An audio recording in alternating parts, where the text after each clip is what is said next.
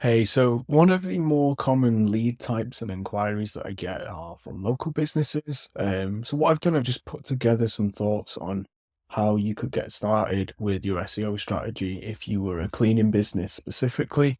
But this can apply to other types of local businesses as well. And if you like this sort of thing, if you sign up to my All About SEO newsletter, you can get weekly tips and tricks. But yeah, let's jump into the video. So I think really the first thing that I would look at is auditing what you already have. You could go quite extensive with audits, but from a local SEO perspective, I would certainly start with your on-page SEO. So for example, here, this carpet cleaning site, we can run a crawling, screaming frog and start to look at things like, do the title tags not only make sense structurally, but are they targeting keywords that are contextual to that page? So for example, with school carpet cleaning service, Manchester, so you've got the primary keyword, the location, you've got some sort of separator for the title tag, and then the brand name at the end. Something like that is ideal. So even if the title tag then sort of extends past recommended length, what's getting truncated is the brand name and not the target keyword at the start. And also they're not overly stuffed with keywords. So I'd say there's probably some improvements we could do here, but they are contextual to sort of the keyword that's being targeted on a per page basis. We can also take a look at headings. So again, just the H1 primarily, do they have H1s? Do the H1s make sense? Are they duplicate H1s?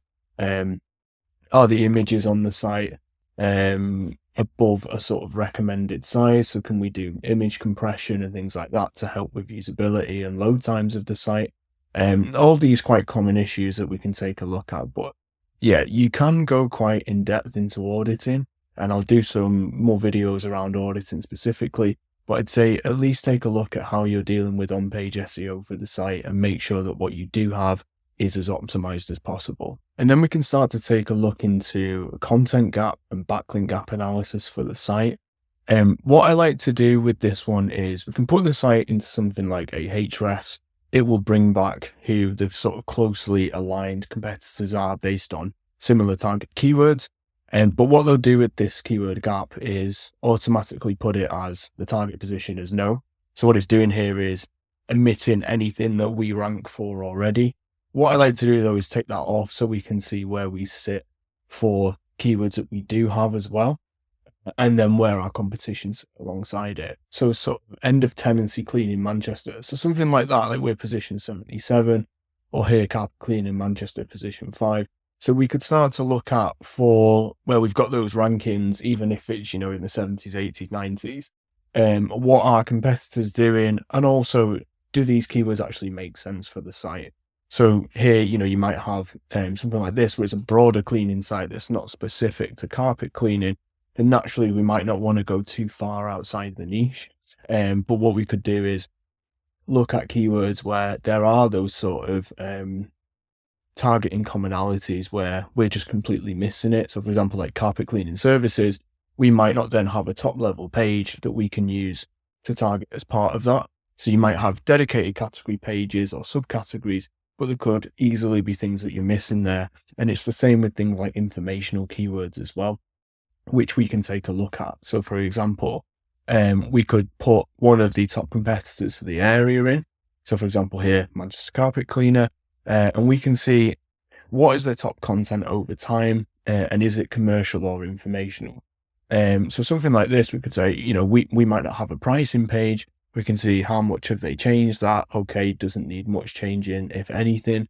Or if it's something like, say, sofa cleaning or something a bit more commercial, there's moderate changes on that page to keep it in top positions. So we can start to map out for the content that we do have, how much are we supposed to be updating it? And the content that we don't have, how are we going to introduce those categories? And for me, the big thing is focusing on context and what our target audience is going to be looking for, not necessarily just closing any and all keyword gaps in relation to something like this content gap analysis, where some of the keywords might be way too broad. So the inquiries that are coming through aren't specific to, it might not even be something that you offer as a service. So there's no point just trying to plug those gaps. But this is quite interesting to see what the top performers are on a per site basis based on who we're competing with. So you could do this for each competitor to see what are consistently their top performing keywords over time. And it's important as well to just take a look at competition sites so we can see what are they actually missing and what are they doing well. So something like this, like they have unique imagery, even if the imagery isn't very high quality, they do have imagery. They've clearly got some sort of heading structure. So immediately you can see it's a real business. They've got their own vans, and they don't have a ton of content on the page. They've got a localized number.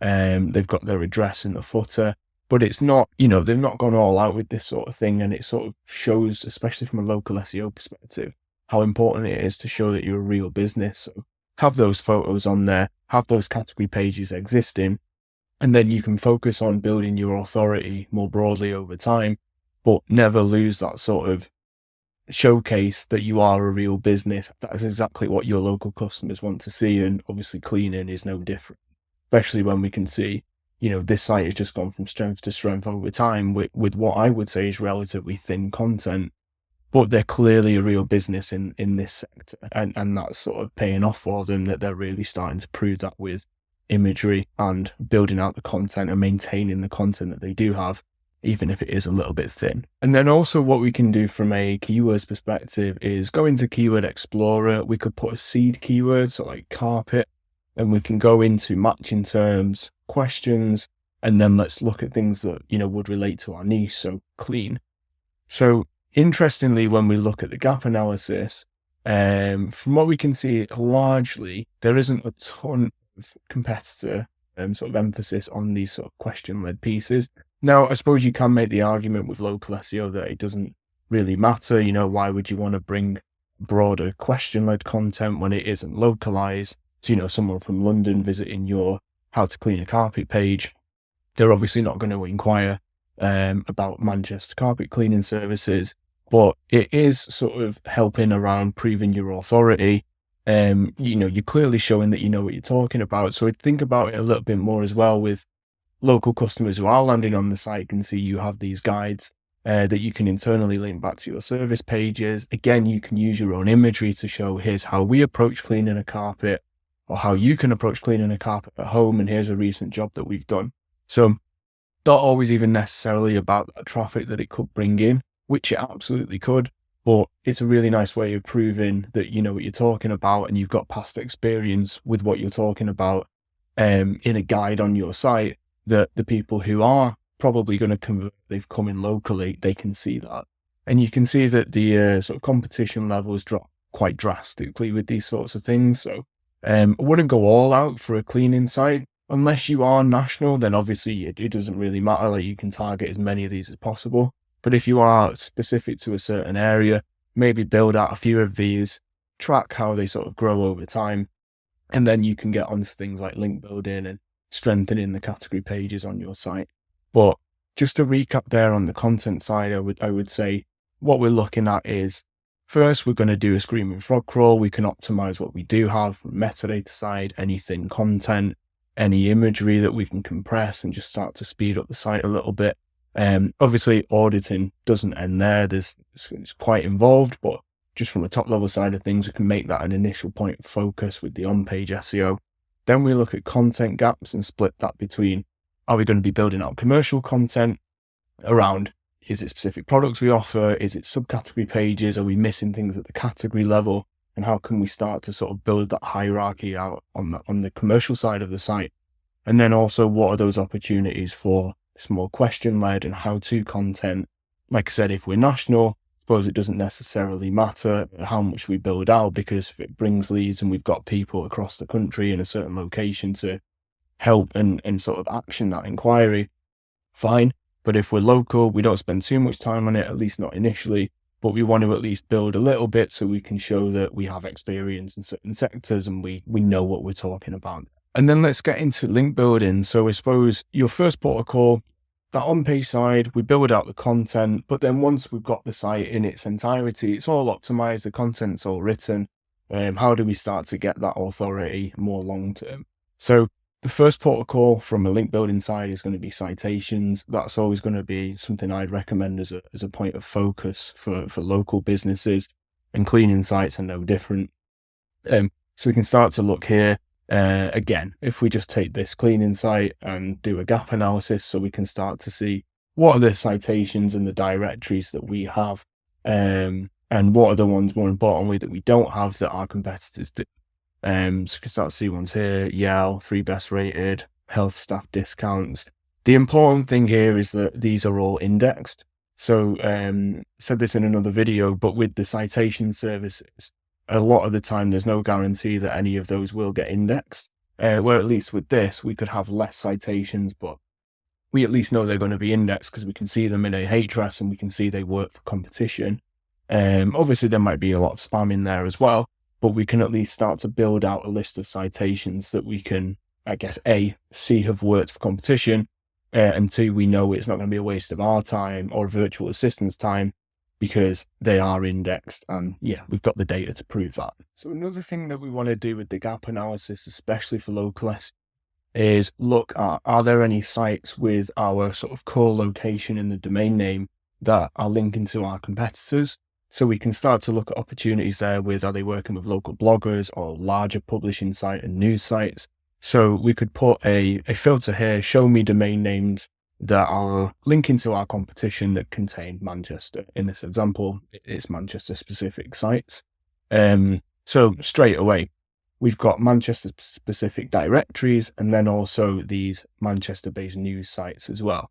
So we can start to look then at opportunities around, how do we target certain journalists, or if it's a blogger, could we just get a guest post around, new business launched, or we could do something specific around cleaning. Obviously, that's really important from a local SEO perspective, and we're starting to really build up that local level of authority from really decent sort of news sites or local publishers that, again, they're trusted, they're getting traffic organically, and they're clearly giving a decent transfer of authority to our competitors. So once we've done that with the link intersects, there's just 2 more points that I want to cover here.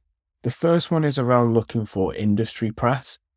So rather than looking necessarily at bloggers and smaller publishers over the long term, which is important and it should make up part of your strategy, especially if there's like cleaning bloggers have decent authority and traffic, and that obviously really good one to work with. But also these older, industry sites that have been around forever, especially if competition aren't getting links from them, then that's a really good place to start, particularly when you're in niche industries. So for example here, literally just Googling cleaning news and seeing the types of sites that are in there that are clearly sort of older industry specific sites. Something like this, like Tomorrow's Cleaning, or Cleaning Matters, something like here, brilliant, latest blog post. Okay, we can get the data through Hunter, or we could just manually look for their contact details on the site and reach out to them. So this could be a press release about you launching your cleaning business, if you've had an acquisition, or if you've got some sort of data angle that we can reach out to them with in exactly the same way as you would do more traditional PR or more specific digital PR. And this is a really good one because, these types of links from industry sites, when we're thinking about that transfer of authority, yes, something like a citation or a more generic news site is great. But, authority aside, if you're landing links from industry sites, think of how that then looks to Google when they're sort of working out, okay, are they an authority in the niche? Well, clearly, if they're getting links from sites that we've trusted in their industry for the last, 15, 20 years. So that's a really good one that might not show on a link intersect, but it can be quite a quick win to at least start reaching out to these publications just to see what they look for in terms of the content that they accept and how you might be able to work with them. And then finally, looking at expert commentary. So going a bit broader in terms of outside of those industry sites, but again, ways that you can prove authority in your niche with broader trusted publications. So carpet cleaners site, this is actually one that I've worked with. So we've got them a link in the Express. You've got one here with SFgate, DR90, domain traffic 1.3 million. And this was another one as well. Was it Cron? Best vacuums. There's another one, follow link, DR90, 752k domain traffic. So these came from a blend of quoted and manual sort of commentary outreach. But I would say if you're getting started in this, and especially if you're a smaller local business, you don't have the time or the resources to be putting together your own expert commentary pieces, just use something like Quoted. Even the sort of free version, you can get limited responses, but something like cleaning that is quite niche.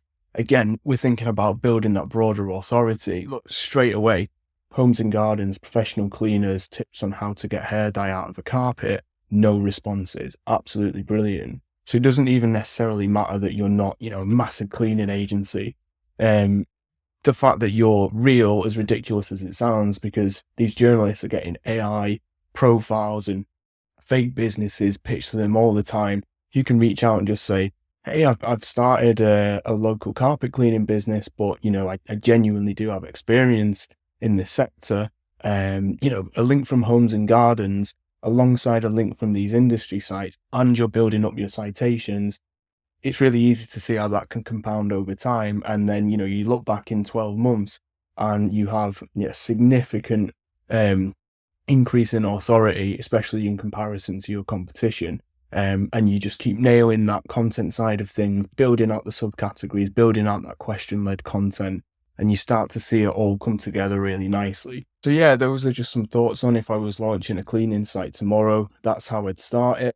And as well, if I had a new cleaning site and I was looking to first optimize what I've got, and then where to go from the point of optimization in terms of planning out your content strategy and planning out your link opportunities. I think those are great places to start. If you have any questions, by all means, just drop me a comment and I'll get back to you. And if I don't hear from you, I'll see you in the next video.